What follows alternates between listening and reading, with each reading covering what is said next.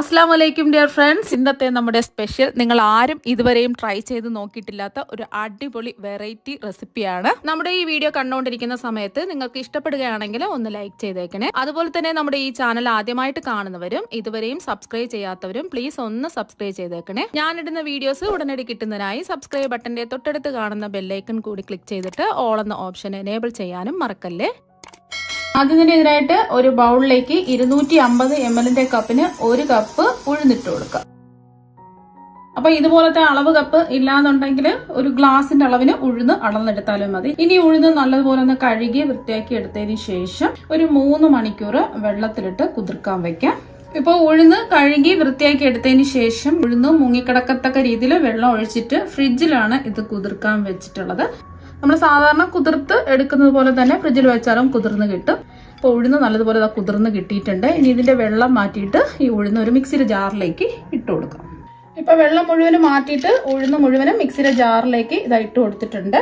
ഇനി ഇതിലേക്ക് ഒരു 2 നുള്ള് ഉപ്പിട്ട് കൊടുക്കാം. കൂടി പോകരുത്, 1-2 നുള്ള് ഉപ്പിട്ട് കൊടുത്താൽ മതി. ഉഴുന്ന് കുതിർത്തെടുത്ത വെള്ളമാണ് എടുത്തിട്ടുള്ളത്. നല്ല തണുത്ത വെള്ളമാണ്. നമ്മൾ ഫ്രിഡ്ജിൽ കുതിർക്കാൻ വെച്ചിട്ട് എടുത്ത ഉഴുന്നല്ലേ. അപ്പൊ ഇതിൽ കുറച്ച് വെള്ളം ഒഴിച്ചു കൊടുക്കാം. ആദ്യം 1-2 ടേബിൾ സ്പൂൺ വെള്ളം ഒഴിച്ചിട്ട് ഇതൊന്ന് അരച്ചെടുക്കാം. ഉഴുന്ന് കുതിർത്തയിൽ ആവശ്യത്തിന് വെള്ളമുണ്ട്, അതുകൊണ്ട് ഒരുപാട് വെള്ളം ഒഴിക്കരുത്. അരച്ചെടുക്കാൻ പറ്റുന്ന രീതിയിൽ വെള്ളം ഒഴിച്ചിട്ട് കുറച്ചായിട്ട് വെള്ളം ഒഴിച്ച് അരച്ചെടുക്കാം. അപ്പൊ ഉഴുന്ന് നല്ല മയത്തിൽ ഇത് അരച്ചെടുത്തിട്ടുണ്ട്. ഈ ഒരു കട്ടിക്ക് വേണം അരച്ചെടുക്കാനായിട്ട്. എനിക്കിപ്പോ 3 ടേബിൾ സ്പൂൺ വെള്ളത്തിന്റെ ആവശ്യമേ വന്നിട്ടുള്ളൂ.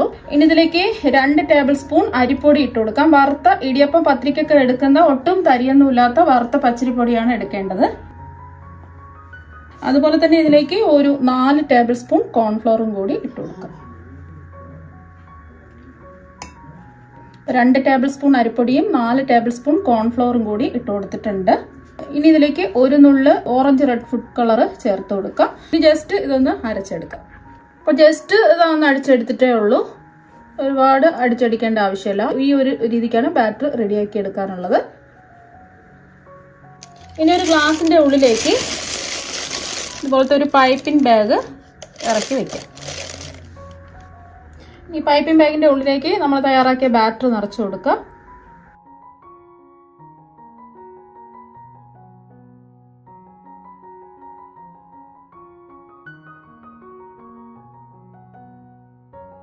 ഇപ്പൊ പൈപ്പിംഗ് ബാഗിന്റെ ഉള്ളിലേക്ക് ബാറ്റർ നിറച്ചു കൊടുത്തിട്ടുണ്ട്. ഇനി ഒരു കെട്ടിട്ട് കൊടുക്കാം. പൈപ്പിംഗ് ബാഗിൽ കെട്ടിട്ട് കൊടുത്തതിന് ശേഷം ഇതിന്റെ ലാസ്റ്റിൽ ചെറുതായിട്ടൊന്ന് കട്ട് ചെയ്ത് കൊടുക്കാം. ഇനി നമ്മൾ ഇട്ട് കൊടുത്ത ഹോള് കറക്റ്റ് ആണോ എന്ന് അറിയാൻ വേണ്ടി ഇതുപോലെ ഒന്ന് ചുറ്റിച്ച് നോക്കിയാൽ മതി. കറക്റ്റ് അളവിൽ കിട്ടുന്നുണ്ട്. അളവിലാണ് ഹോൾ ഇട്ട് കൊടുത്തിട്ടുള്ളത്. ഒരുപാട് വലിയ ഹോൾ ഇടരുത്. അപ്പൊ ഇതുപോലത്തെ ഒരു പൈപ്പിംഗ് ബാഗ് ഇല്ലെങ്കിൽ പാലിന്റെ കവറോ അല്ലെങ്കിൽ എണ്ണയുടെ കവറോ നല്ലതുപോലെ കഴുകി തുടച്ചെടുത്തതിന് ശേഷം ഇതിലേക്ക് ബാറ്റർ നിറയ്ക്കാം. ഞാനിപ്പോ ഒരു പാലിന്റെ കവറിലേക്ക് ബാറ്റർ നിറയ്ക്കുന്നുണ്ട്. അപ്പൊ പാലിന്റെ കവറിൽ ബാറ്റർ നിറച്ച് അതൊക്കെ ഇട്ടിട്ട് വെച്ചിട്ടുണ്ട്. ഇനി ലാസ്റ്റിൽ ചെറുതായിട്ടൊന്ന് കട്ട് ചെയ്ത് കൊടുക്കാം. ചെറുതായിട്ടൊന്ന് കട്ട് ചെയ്ത് കൊടുത്താൽ മതി. ഇതിവിടെ ഇരിക്കട്ടെ. ഇനി ഒരു പാത്രത്തിലേക്ക് 250 ml കപ്പിന് 2 കപ്പ് പഞ്ചസാര ഇട്ട് കൊടുക്കാം. നമ്മൾ ഏത് കപ്പിലാണോ ഉഴുന്ന് അളന്നെടുത്തിട്ടുള്ളത് അതിന്റെ ഇരട്ടിക്ക് വേണം പഞ്ചസാര എടുക്കാൻ. ആവശ്യത്തിനുള്ള വെള്ളം ഒഴിച്ചു കൊടുക്കാം. നമ്മൾ എത്രയാണോ പഞ്ചസാര എടുക്കുന്നത് അതിന്റെ പകുതി വെള്ളം വേണം ഒഴിക്കാനായിട്ട്. 2 കപ്പ് പഞ്ചസാരയ്ക്ക് 1 കപ്പ് വെള്ളം ഒഴിച്ചു കൊടുക്കാം.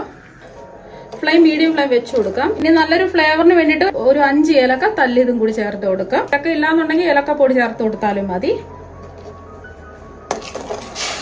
പഞ്ചസാര എല്ലാം ഒന്ന് അലിഞ്ഞ് ഒരു ഒട്ടുന്ന പരുവാവണം. ആ ഒരു പരുവാവുന്നത് വരെ ഒന്ന് ഇളക്കി കൊടുക്കാം. പഞ്ചസാര എല്ലാം അലിഞ്ഞ് ഒരു ഒട്ടുന്ന പരുവ ആയിട്ടുണ്ട്.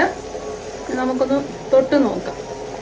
കാണില്ല, ഒരു ഒട്ടുന്ന പരുവാണ് നമുക്ക് വേണ്ടത്. ഒരു നൂൽ പാവ് ആയി പോകരുത്. ഇതുപോലെ കയ്യിൽ പിടിച്ചു നോക്കുന്ന സമയത്ത് ഒട്ടണം. ഇത് നമുക്ക് ഫ്ലെയിം ഓഫ് ആക്കാം. ഇനി പഞ്ചസാര പാനി ചൂട് മാറി കഴിയുമ്പോൾ അത് കട്ടിയാവാതിരിക്കാൻ വേണ്ടിയിട്ട് 1 ടീസ്പൂൺ നാരങ്ങ നീര് ചേർത്ത് കൊടുക്കാം. ഫ്ലെയിം ഓഫ് ആക്കിയിട്ട് വേണം ചേർത്ത് കൊടുക്കാൻ. ഒന്ന് ഇളക്കി കൊടുക്കാം. അപ്പൊ പഞ്ചസാര പാനി ഇവിടെ റെഡി ആയിട്ടുണ്ട്. ഇപ്പൊ ഞാൻ ഉണ്ണിയപ്പച്ചട്ടിയുടെ ഒരു 1/4 ഭാഗത്തോളം എണ്ണ ഒഴിച്ചു കൊടുത്തിട്ടുണ്ട്. ഇപ്പൊ എണ്ണ ഒന്ന് ചൂടായിട്ടുണ്ട്. അപ്പൊ ഇതുപോലെ ഒന്ന് ആദ്യം റൗണ്ടായിട്ടൊന്ന് ചുറ്റിച്ച് ഒഴിക്കുക. എന്നിട്ട് ഇതുപോലെ ഒന്ന് ഡിസൈൻ ചെയ്ത് കൊടുക്കുക. വേണമെന്നുണ്ടെങ്കിൽ ഡിസൈൻ ചെയ്തില്ല എന്നുണ്ടെങ്കിൽ വെറുതെ റൗണ്ടായിട്ട് റെഡിയാക്കി എടുത്താലും മതി. റൗണ്ടായിട്ട് ഇതുപോലെ റെഡിയാക്കി എടുക്കാം.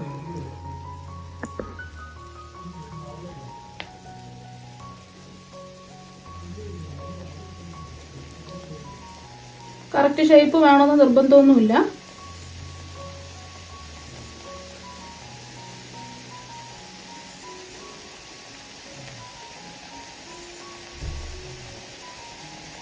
ഇങ്ങനെ ചെയ്തിട്ടെടുക്കുമ്പോൾ ഈസിയാണ്, പെട്ടെന്ന് ഒരുപോലെ നമുക്ക് റെഡിയാക്കി എടുക്കാൻ പറ്റും. ഒഴിച്ചു കൊടുത്തതിന് ശേഷം ഫ്ലെയിം കുറച്ച് വെക്കുക. അങ്ങനെ പ്രത്യേകിച്ച് ഡിസൈൻ ഒന്നും വേണ്ട, അതായത് ജസ്റ്റ് ഒന്ന് ചുറ്റി കൊടുത്താലും മതി. ഇത് ചെയ്യാൻ അറിയാത്തവർക്ക് പോലും ഇങ്ങനെ ഈസി ആയിട്ട് നമുക്ക് ഈ കുഴിയപ്പച്ചട്ടിയിൽ റെഡിയാക്കി എടുക്കാൻ പറ്റും. ഒരു സൈഡ് ആവുന്ന സമയത്ത് തിരിച്ചിട്ട് കൊടുക്കാം. ഈസിയല്ലേ, പെട്ടെന്ന് നമുക്ക് റെഡിയാക്കി എടുക്കാം. പ്രത്യേകിച്ച് ഷേപ്പൊന്നും വേണ്ട, കുട്ടികൾക്ക് പോലും റെഡിയാക്കി എടുക്കാവുന്നതാണ്. മൊരിഞ്ഞങ്ങ് കളറൊന്നും മാറരുത്, അതുകൊണ്ടാണ് ഫ്ലെയിം കുറച്ചിടാൻ പറഞ്ഞത്.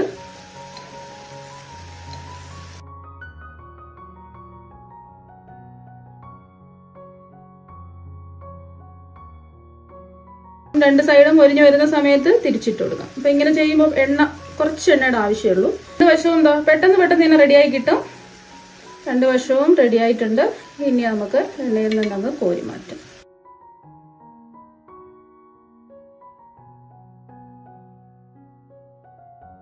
ഇപ്പൊ കണ്ടില്ലേ, എണ്ണയിൽ നിന്ന് കോരി മാറ്റിയിട്ടുണ്ട്. ഈസിയാണ്, പെട്ടെന്ന് തന്നെ നമുക്ക് റെഡിയാക്കി എടുക്കാൻ പറ്റും. ഒട്ടും എണ്ണയൊന്നും കുടിച്ചിട്ടില്ല. ഇനി ഇത് പാലിന്റെ കവറിലെ ബാറ്റർ നമ്മൾ നിറച്ചെടുത്തിട്ടുള്ളതാണ്.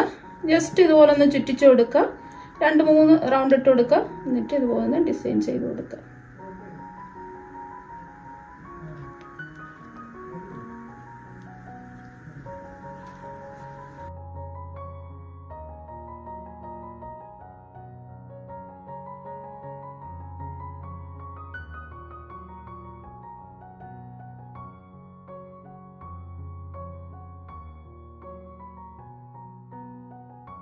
മാവ് ഒഴിച്ചു കൊടുത്ത ഉടൻ തന്നെ വീർത്ത് വന്നോളും. ഒരുപാട് എണ്ണ കൂടി പോരുത്, ഒരു 3/4 ഭാഗത്തോളം എണ്ണ മാത്രമേ എടുക്കാവൂ. ഒരു സൈഡൊന്നും ആവുന്ന സമയത്ത് തിരിച്ചിട്ട് കൊടുക്കാം.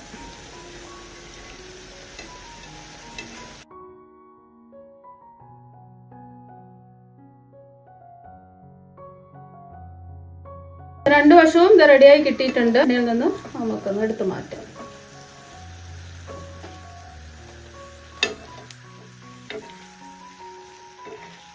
ബാക്കിയെല്ലാം ഇതുപോലെ തന്നെ നമുക്ക് റെഡിയാക്കി എടുക്കാം. ഇപ്പൊ ഇതെല്ലാം ഫ്രൈ ചെയ്തെടുത്തിട്ടുണ്ട്. പഞ്ചസാര പാനിയുടെ ചൂട് മാറിയിട്ടുണ്ട്. അപ്പൊ ജസ്റ്റ് ഒന്ന് ചൂടാക്കി എടുക്കാം.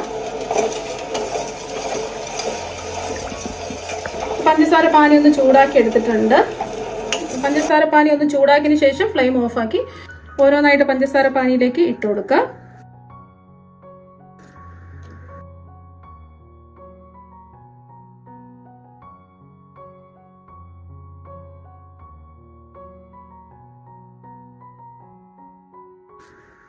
ജിലേബി നമ്മൾ ഫ്രൈ ചെയ്തെടുത്തിട്ട് അതിൻ്റെ എണ്ണ മുഴുവൻ മാറിയിട്ട് വേണം ഈ പഞ്ചസാര പാനിയിലേക്ക് ഇട്ട് കൊടുക്കാൻ. അപ്പോൾ അത് ഇട്ട് കൊടുത്തു. ഒരുമിച്ചിടണ്ട, കുറച്ചായിട്ട് ഇട്ട് കൊടുക്കാം. പഞ്ചസാര പാനിയിൽ മുങ്ങിക്കിടക്കണം. 2 മിനിറ്റ് ഇങ്ങനെ തന്നെ ഇരിക്കട്ടെ. അപ്പോൾ 2 മിനിറ്റ് ആയപ്പോൾ പഞ്ചസാര പാനിയൊക്കെ പിടിച്ച് ഇതാ റെഡിയായി കിട്ടിയിട്ടുണ്ട്.